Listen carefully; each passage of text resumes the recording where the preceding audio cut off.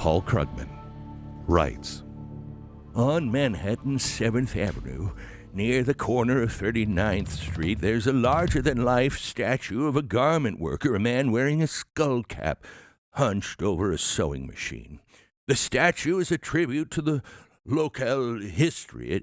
It stands in the middle of what's still called the garment district.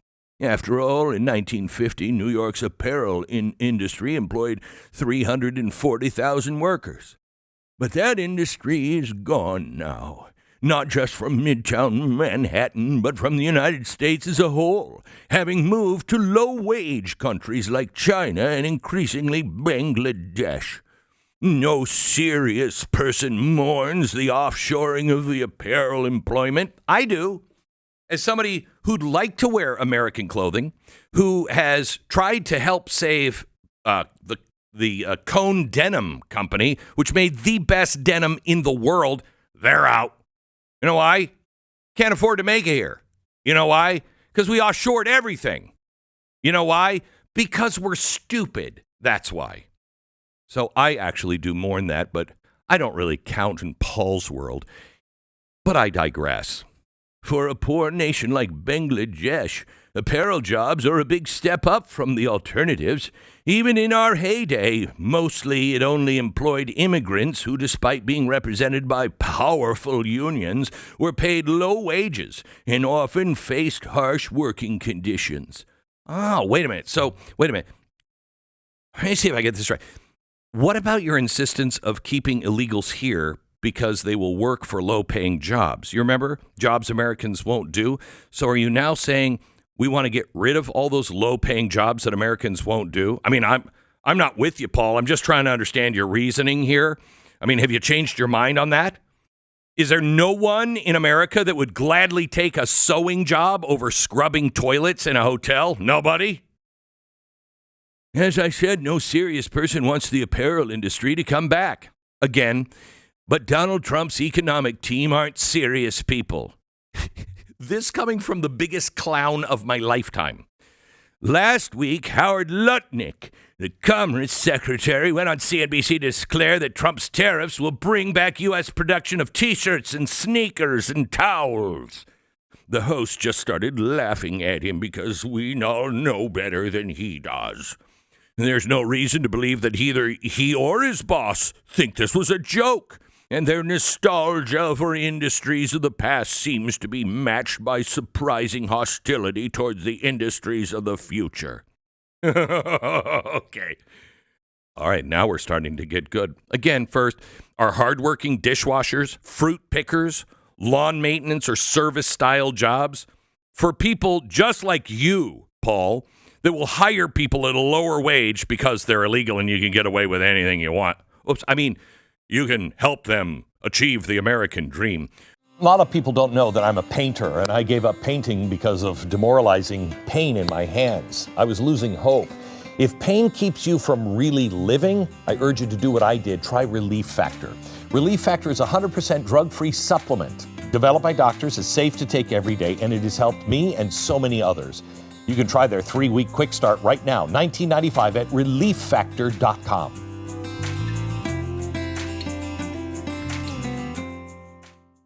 Are these jobs nostalgic? Because with the onset of AI in the next few years, I think they are. But wait, I'm hostile towards AI? I'm confused. But Krugman goes on. Now the Trumpiest view of international trade pretty much begins and ends with a view that whenever Americans buy something made abroad, no matter how much cheaper it is, it may be to import a good rather than try to produce it domestically, that's a win for foreigners and a loss for America. No, Paul, God, you're stupid. Products that are inexpensive are always a win for Americans. Always, unless it completely guts our ability as a country to stand on our own. Also, why should we give so much money to the biggest slave owner country the world has ever known? Message to you progressives, America's not so bad compared to what China is doing currently. Now, instead of standing up to them, We just want to be independent so we can. And I'd like to live without the slave labor of some of these countries. You know, if we're making sneakers here in the U.S., at least it wouldn't be a line full of children spraying, lead paint on Nike shoes like it's most likely happening away from our shores. But I digress. Again, by shipping our jobs to China, Paul, buying our iPhone and socks from China, are you not doing the same things the elites like you did before and during and even after the Civil War? Well, it'll hurt the economy. Jobs here in America on our American assembly lines actually allowed people to afford college for the next generation or even themselves to better their stations. Even though you have done everything you can to destroy our universities through your horrible progressive ideas and, through government subsidies that you have raised the cost of college. So, since we got into the business of giving loans for colleges, guaranteeing those loans, in 1963, tuition was an adjusted, inflation-adjusted, $2,487. Now it's almost $10,000. That's an increase of 292%, 4 times the cost in real dollars than it was in 1963. What happened? What changed? What changed? He continues. Trump has slapped high tariffs on Canadian aluminum, which is cheap because smelting uses a lot of electricity, and Canada has abundant hydropower. And aluminum is important for U.S. manufacturing, yet Trump somehow thinks Canada is exploiting us by offering us a key industrial input at a good price. But back to T-shirts and sneakers. We definitely shouldn't be making those for ourselves. But what should we be making instead? Well, here's what we are going to be making, Paul. Nothing. We're not going to make anything. Unless we have a hardworking, well-educated, motivated workforce with cheap energy and the cutting of crazy regulation in which companies can afford to grow and build and want to come here because we have the best conditions and the best labor and the cheapest energy. That's what made America, America. But what you have done, you have killed the well-educated with your support of the teachers' unions and everybody else controlling EDU. Just, you want an example, just check what you were saying while our children were out of school during COVID because of your support. Next thing that you cut was the motivated by advocating for higher taxes, more red tape, plus out-of-control labor unions. We're the lazy and the corrupt. They just can't be fired. Can't be fired. You killed motivation. So let me see. Well-educated, you killed that one. The motivated, you killed that one. You killed that one because not only the red tape, but with DEI and ESG and CRT programs, you also teach everybody, you'll never make it without us. You'll never make, why try? You've killed everything. And do I even need to remind you of your anti-cheap energy lectures and your love of the growth of government regulation? Because, oh my gosh, we have to get rid of our hydroelectric power here and take those dams down because that's so colonial. Oh my gosh. Can't take this guy. Well, a free trade purist would answer whatever the market decides. Let private firms figure out what's profitable to make in America. And even if you aren't a free trade purist, you have to admit the government doesn't have a great record of picking winners. Oh my gosh. Have you just admitted this out loud without even knowing this? Your support for the Green New Deal, support for things like, I don't know, Solyndra? Did I miss an op-ed where you're like, hey boy, that was a mistake? Yet I, like many economists, have come around to the view. Listen to this one. This is his big announcement. This is his big change in his life. Well, I've come around to the view that maybe we should engage in a limited amount of industrial policy using subsidies. Oh, wow, Paul, the heavens have opened up for you. You've finally come around to the idea of government subsidies. How refreshing from you. What a shock. What an unbelievable turnaround for you.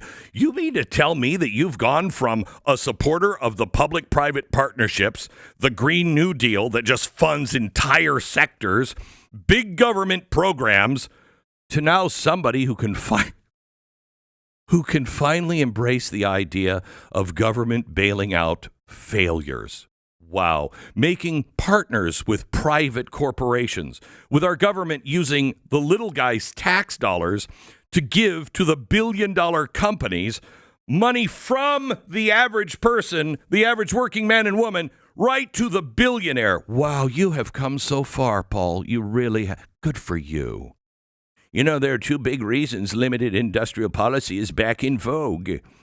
That word isn't even in vogue. One is that it's become increasingly clear that there are important positive spillovers between technology firms. Silicon Valley is now more than the sum of the individual companies located in south of San Francisco. It's kind of an industrial ecosystem of shared services, a pool of skilled workers, and an exchange of knowledge. Oh, Paul, you mean like every other industry somehow? But this one is different? I mean, other than Silicon Valley being originally funded by the DOD, CIA, and the federal government, how is this different? You know, again, other than it was the greatest concentration of wealth perhaps ever in the history of man. Think of that. Silicon Valley, probably the greatest collection of wealth in the history of all mankind. We got to get the government in there to help those poor, starving billionaires. Aren't these the titans, the billionaires? Are they somehow different than the titan and billionaires that have to pay their fair share and who are unelected fascists like Elon Musk? I mean, I'm so confused, Paul. Are you now admitting that Elon Musk alone is capable of creating an industrial ecosystem of shared services, a pool of skilled workers, and with his willingness and action not to patent technology, but to release it to help the planet, is he an important force that for an exchange of knowledge? Wouldn't he be one of those? If we want America to be competitive in high tech, we need government policies to encourage the formation of these industrial ecosystems. In other grimmer reasons, we need industrial policy because of geopolitics. Circa 2010, listen to this, circa 2010, not many people worried about how much of the world's production of advanced semiconductors, which are now crucial to almost everything, was concentrated in Taiwan. No, Paul, you weren't. In 2010, you couldn't see over the... You know that quote from Paul Krugman that you gave me earlier about the internet? I mean, you were the one that wasn't concerned about semiconductors and high-powered chips.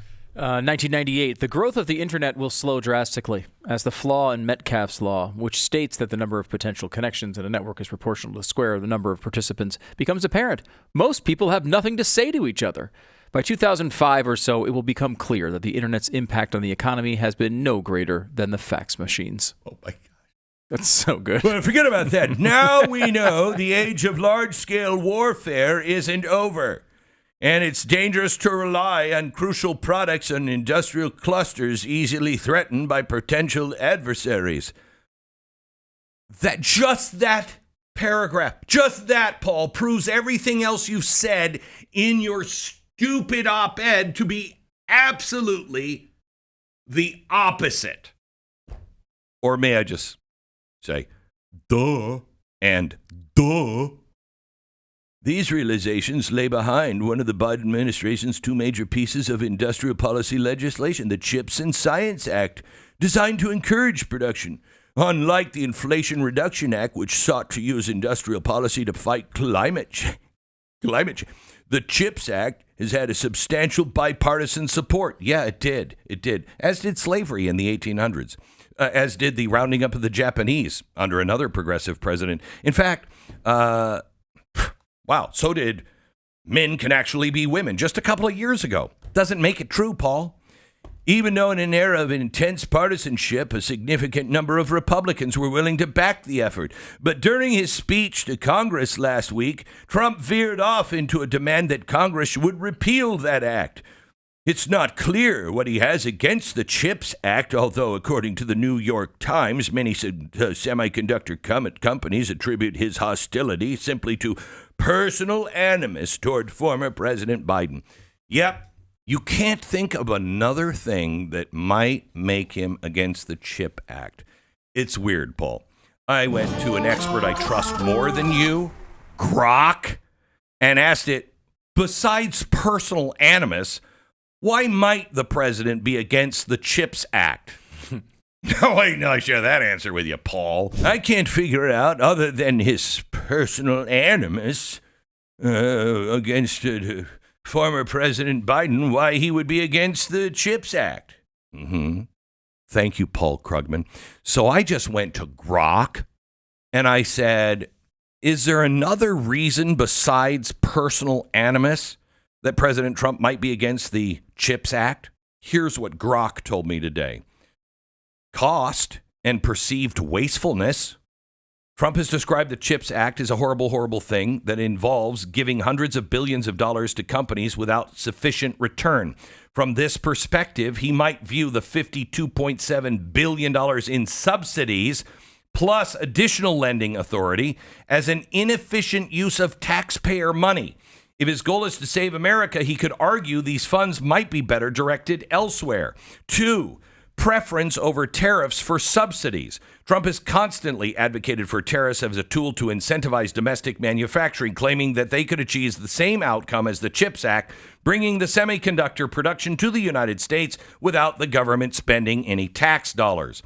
Let me point to Taiwan Semiconductor Manufacturing Company increasing its U.S. investment as evidence that these tariffs, or the threat of them, are working.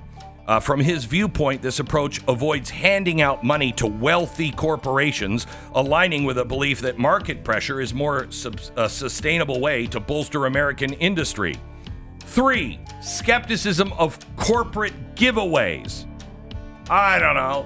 Paul, that sounds like something that you would say as you're sipping your country time lemonade there on the porch in your rocking chair thinking, I'm so smart.